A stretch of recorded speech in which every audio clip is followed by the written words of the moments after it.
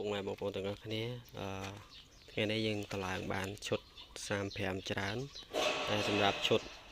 95គេហៅថា$95នេះសម្រាប់ຂະຫນາດគីឡ3ទឹក3ពេលទាំងក្នុង3ទឹក3នេះគីឡហ្នឹងប្រភេទដាក់ផ្ទះមុខ1ម៉ែត្រ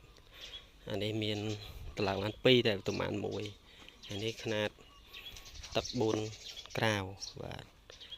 ទឹក4ក្រាវមាននៅក្នុងស្តុកច្រើនអាចទុំតឡើងឲ្យថ្មីសើមអានេះមកទឹក7នេះជាប្រភេទប៉ាសាំងបងត្រូវការអាចមានហើយខាងក្នុងនោះគឺទឹក7ដូចគ្នាបាទដូចគ្នាសម្រាប់ខាងនេះគឺភេទគីឡមានស្តុកស្រាប់បាទបងអាចត្រូវការអាចសួរនាំបានហើយប្រភេទនេះគឺមានទឹក22ក៏មានដែរហៅ220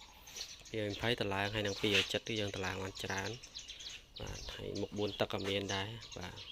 ពេលគីឡភ្លើងបុកឲ្យយើងមាននៅក្នុងស្តុកគឺតឡើងបដាបងនៅត្រូវការអាចឆាតមកសួរនាំបានណាតម្លៃសម្រាប់ថ្ងៃទី1ខែ1ឆ្នាំ2025នេះមានការប្រម៉ូសិនពិសេសបងអាចឆាតមកនឹងមានការបញ្ចុះតម្លៃពិសេសពីខ្ញុំណា